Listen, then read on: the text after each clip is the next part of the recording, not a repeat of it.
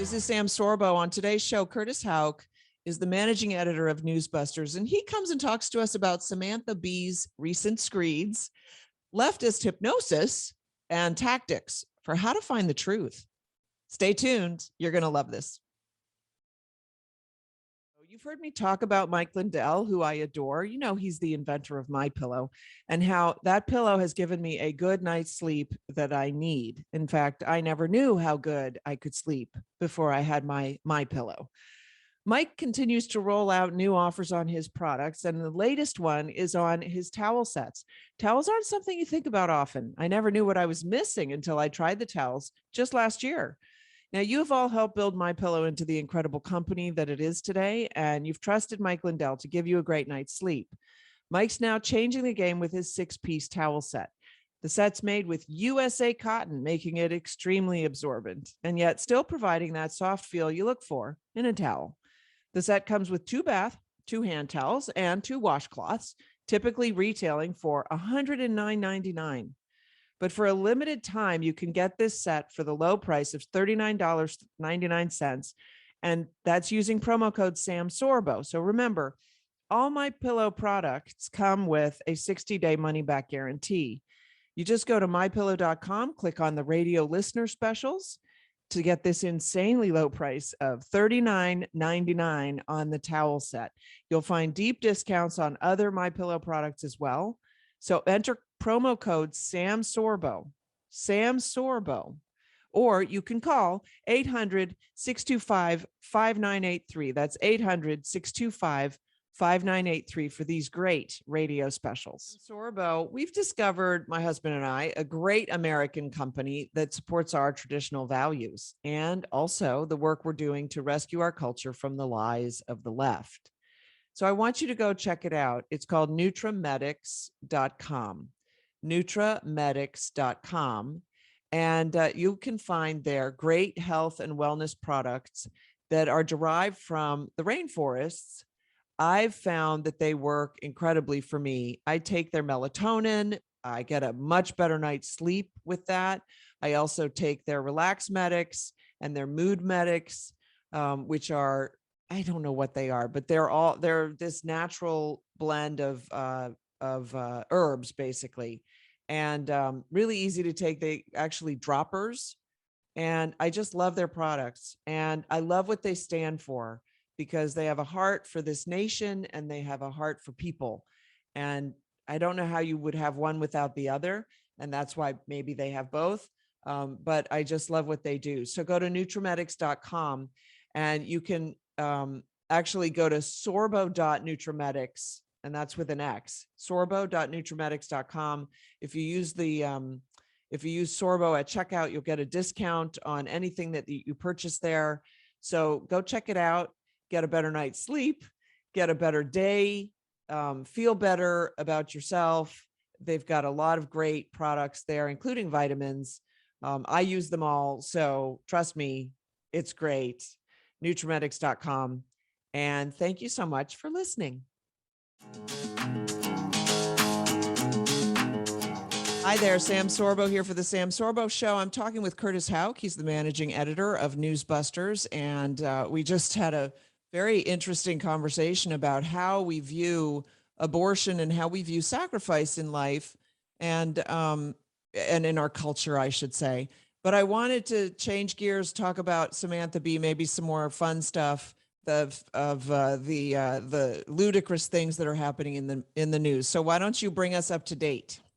Yeah, I mean, you see this a lot with the news media where Samatha Bee of TBS has been really going on such a rampant, one screed after another. I was about to use, some other words that you irate to describe her, talking about the dangers that women are going to be under, that somehow they're going to become second-class citizens. What Samatha Bee so often does, and what she's been doing over the last month, is really engaging in fear-mongering. And she thinks she's joking. She thinks she's being funny. There's laugh tracks that you see sometimes in a lot of these screeds. But when you're really coming down to here is a fear and I see this in Samantha Bee all the time, and I've been covering her since she launched her TBS show. She actually had tweeted about me the first number of weeks that I watched their show, and they put my face on screen saying that I was a hate watcher in 2016 when they launched. Congratulations. She's losing control. And I think that's her problem. She throws out a ton of innuendos about pro-lifers. She assumes when talking about pro-life women that they have somehow been hypnotized and just hypnotized. And that, I mean, it's A, really offensive, but B, I think that is how some people cope. When people are presented with the reality that they're wrong about a certain issue, some people change their mind. You see that more often That's in your only own life. sane people. That's sane people. Exactly. That's why I say more outside of TV in your own, life at the most basic level. But people like Samantha Bee, people like Joy Reid and Nicole Wallace and Claire McCaskill from MSNBC, she was one of the people, as we talked about I mentioned the last segment, she's this person specifically suggested that we should put up pictures of dead children, but has an issue with pictures of aborted babies. They have lost control. They have science. This is a case of actual science, not the science, that has changed the narrative over decades, longer than I've been alive, and really any of us have been alive, actually. The advancements to see a child in the womb, and the advancements and ability for even children born, at a really premature status. You hear about babies at less than 30 weeks in some cases that they're able to survive. They spend months in an ICU and they're able to be healthy children. I see people like that from my high school class that have been having children, as I'm 30 years old. So I see a lot of that, and it is a miracle. But Samantha Bee doesn't want to look at that. She'd much rather talk about making America Texas or Handmaid's, making America into a Handmaid's Tale, than actually engaging in facts or actually having someone with a pro-life voice on her show. Right. Well, they can't be confronted with the truth. I think it was Ronald Reagan who used to say, it isn't so much that, let's see, liberals just know so much that isn't so. And I think it's actually becoming, they want so much that cannot be, because they're being confronted with the truth and they can't take it. And because they can't take it, they're going way off the rails and showing how crazy they really are. Unfortunately, it's a mental illness. Right. I mean, it's very similar to what you see about with people being fearful of COVID. I mean, I think that's very similar. Oh, that's the new religion. It is. It becomes a religion for people. And because they haven't looked at any of the science. They haven't done any of the research. They're not looking at anything but what the news programs are telling them. And again, that's because they went to school and all they learned in school was trust the expert. And so they just find their favorite expert and then they listen to that person. Exactly. We have experts because we can't study everything ourselves. But that doesn't mean you can give them your complete trust. This is what Never Trumper Tom Nichols has been complaining about for years, the decline in the rule of experts. The Death of Expertise is his one book where he complains that we're not listening. We're not listening to experts in this field or that field. When really what you got to do instead is you got to do your own homework. And for people who aren't in politics, I know this is really hard. And I mean this in all sincerity, because we have a million different things to worry about. But this is why we preach at the Media Research Center to have a well-rounded foundational news diet or research and information consumption to understand, kind of go as deep as possible without really spending a ton of your time. We understand that. We try to break things down for you because this is such an important issue. You really can't get more important of an issue than life. And again, they don't even want to go beyond the very basics about where Americans stand, because they just talk about Roe being codified when that's not what's going on at all. It's a complete lie. When you actually go into polling, Americans think, second and third trimester abortions are completely abhorrent. And they're moving towards that in the first trimester as well. And they don't want to talk about that. So they just poll this question. They say, Roe, what do you think about Roe? And people are like, oh my gosh, yes, Roe. Okay. Most people generally have liked things the way they've been. They may not have gotten abortion. It never was on their radar. So they're like, why not? When that's the issue with the news media, where they engage in disinformation. What's amazing is their attitude. It's none of your business, but in many other things, it's very much they make it very much their business. Right. Education, healthcare, COVID. Oh, you will get the jab. And the jab is more like a rape. Well, frankly, man.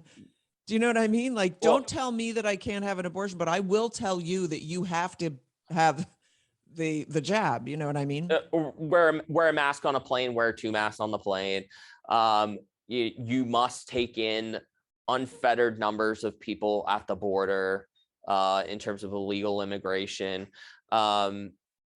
You will give over your taxpayer dollars to all these foreign countries. I mean, you could do this all day to fund X, Y, and Z. So tell me something, because I'm sure there are people watching who are like, well, I wish I could do the research, but I don't even know where to begin, which is a sad indictment of our school system again. Right. But they don't know where to begin. And I know that I stopped looking at the news. I have trusted websites that are news sites, but I like, the TV's been off since COVID began, basically. Yeah. I started watching the the press briefings every day, and then that got tiring very quickly. So what do you suggest to people? Yeah, well, I would just say, number one, assume, I'm unfortunately a pessimist at heart. So I assume that a lot of people have an agenda. The broadcast networks obviously are, as we talked about in both segments here, completely skewed in one direction. We did a study right after the leaked draft opinion. We found that they had 153 pro-abortion voices versus only 57 pro-life voices in the first couple days after the leaked draft opinion on ABC, CBS, NBC. And so I think that's very important, that when you're watching those, if you somehow come across them, or someone has it on, or it's on in the doctor's office, or, wherever, the coffee shop, that know that they're coming with an agenda. When it comes to, print or online, you want to look for stories that are well constructed. I think, as you talked about the school system, I'm so glad you brought that up, because that is it's been an indictment on our education system, that regardless of your political persuasion, people are not taught how to write correctly. And specifically when it comes to a news story, it's just like a condensed version of an essay. It's constructed a little bit differently, but the point is still the same, that you want to be able to make your points.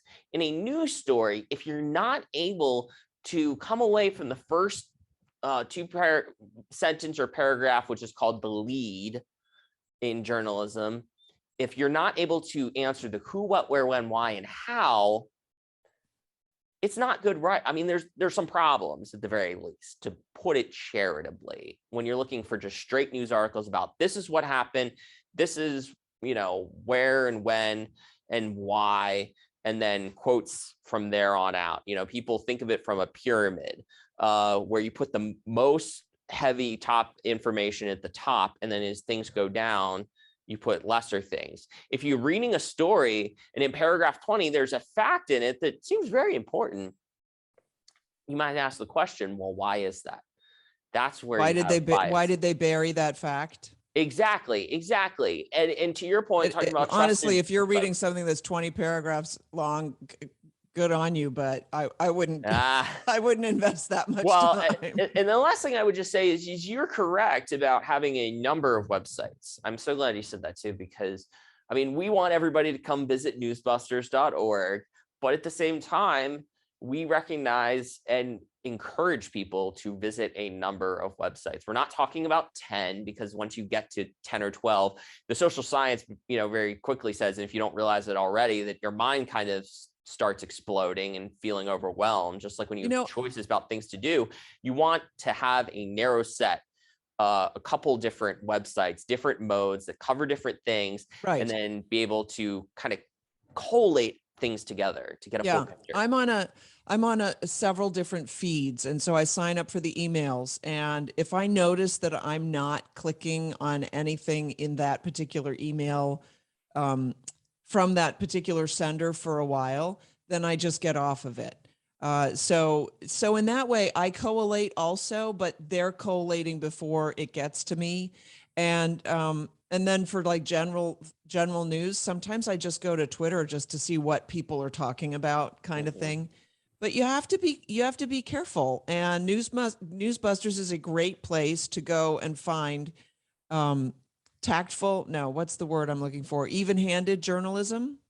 Yeah, I mean, and the thing is, we try not to take ourselves seriously, but we take what we do seriously. We have Brent Bozell, our founder, has really given us as the North Star this ability to have some fun, sometimes often write in a more conversational manner, but still uphold the highest standards of journalism that a lot of these networks aren't following.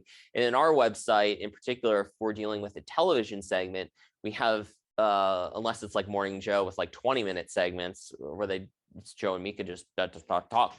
We have the full segment transcript at the bottom of our articles. So if you don't like what we had to say, you disagree with what we had to say, if you were on that show and you disagreed with what we had to say, we have it at the bottom so you can check us. Yeah, you're just impeaching what they're saying. You're just testing it for veracity, testing it for logicity, testing it for truth. It's just like school. Show your work.